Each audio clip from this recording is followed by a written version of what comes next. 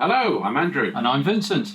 Today we have been looking for a very nice, fairly old-time British Africa collection, and we've extracted a couple of our favourite sections from there just to show you the lovely completeness and quality you can achieve in a traditional style. I've selected Sierra Leone. Vincent, what have you got? Bechuanaland, British Bechuanaland. Okay, well perhaps Vincent, you can put them under the camera and have a little chat about them. Here we go. First page.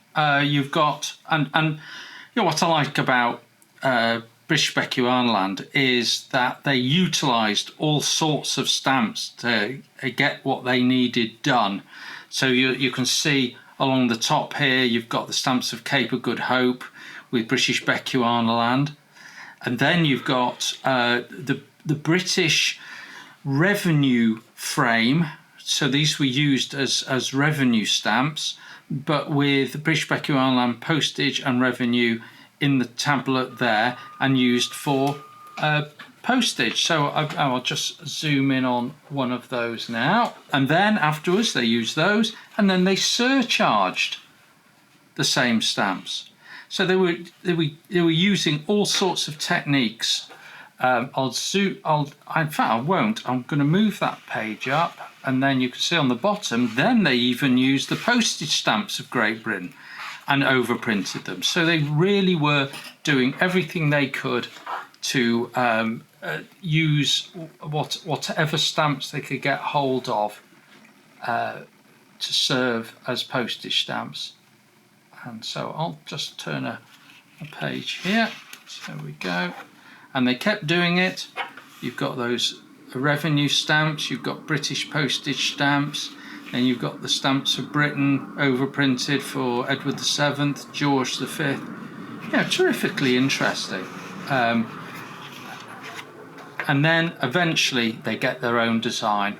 I think this is a beautiful set, and I'll just zoom in on that again. Look at those mix of colours. You've got the tree and the cattle. Absolutely beautiful set of stamps, and you can see why they became very popular with collectors. And then of course they were in their stride, and they got the omnibus issues of 1935 and 1937. They copied that pictorial definitive design for George VI. We've got monocolours and bicolours again. But why replace a winner, in my opinion? They did fall back on overprinting for the 1946 victory issue. They used the stamps of South Africa in their bilingual pairs and overprinted them Bechuanaland. Just an interesting point. Many people don't know, but the reason that Southern African stamps are collected more readily in horizontal pairs than vertical pairs is because the first printed album for collectors did them that way. That's the only reason. And you can see they had a royal visit, and then they had more omnibus issues. So, and all in the case of this collection, all very nicely used. And again, they didn't abandon that beautiful pictorial definitive design combo, just replaced the monarch, and Queen Elizabeth's first definitive set of Bechuanaland shared that tree and cattle design. They even, when they in 61, when they changed the currency, they just overprinted them. And why not? Because it's a great set, and why would you change it? But eventually modernity catches up. Photogravure,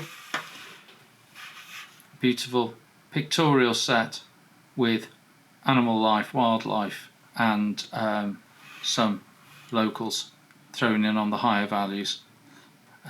Took us to 1961. So there we go. I hope you enjoyed that quick romp through Bechuanaland. I'll hand over to Andy and he can show you his collection of Sierra Leone. Moving across the continent now to West Africa, and the beautiful stamps of Sierra Leone. Again, very complete looking collection, all in nice used condition. Now on the top row here we have the first issue, which comes in a variety of shades. These first two here on the slightly blued paper, and you see the different shades you can get on those. The next design was employed for quite a few years, and the first issue comes on the CC watermark paper, which you get firstly as a sideways watermark and then upright. Moving on again to slightly different colours in 1876, and then on to the CA watermark issues here. Now with these old time collections there's often little things hiding in them. Here we have a Spyro forgery, which the collector hasn't spotted. And then the first type was reissued again later on with a different watermark and per 14. It comes surcharged with this little halfpenny overprint there, and there's even an example there with an inverted overprint. The key plate design, which came out in 1896, which was employed for many years with just changing the monarchs in the centre and occasionally the values. Now again, this 2 shilling stamp here, which is quite unusual and rare, is a genuine paper where the stamp has been faded out and a new country and value tablet has been inserted, probably on a low value stamp to increase its value. These tall fiscal stamps here were overprinted postage and revenue and surcharged 2pence halfpenny, and you get them on 3penny stamps right up to a shilling. They came out twice, and the difference is the number of bars at foot there, obliterating the original face value. Moving on again to the Edward VII key plate designs again, right away up to the 2 shillings. Change of watermark to the multiple crown CA there. Nice little one there, the 2 shilling on piece of a full Freetown CDS. In 1907 they changed the colours to a universal series, this time mostly monocolours apart from the 5penny and 6penny there. Again all the way to the 5 shillings. The King George V reign again, including these key paint designs up to the 10penny value there, but they also started these lovely elephant designs here from the 3penny, shilling upwards, all the way up to the £1, and you get higher values which we haven't got here, all the way up to the £5. The script watermark there, again all the way up to the 5 shillings, and then we changed to these lovely pictorials here showing trees, set to 10 shillings there.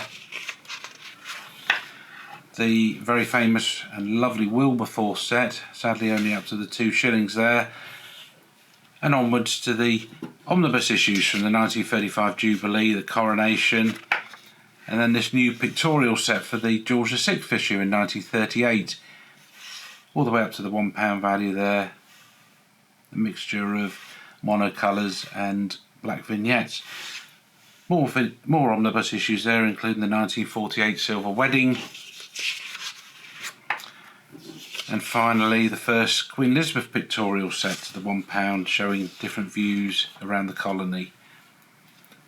And again, it's a lovely, well represented collection. Hasn't got everything, but it's collected over many years. What I find interesting is you've got this combination of probably the financial power of the colonies themselves being reflected in how they produce stamps. You've got Bechuanaland, which in the 1880s, this was the far side of the moon, and they were just using what they could get. And you've got places like Sierra Leone that appeared to have been able to have more sophisticated designs from London. Are made for them, and it makes for 2 completely different countries to collect. It really is. It's interesting to put them side by side and compare. Anyway, I don't know what you guys would prefer out of those 2. If you've got any comments, please share them below. Thank you.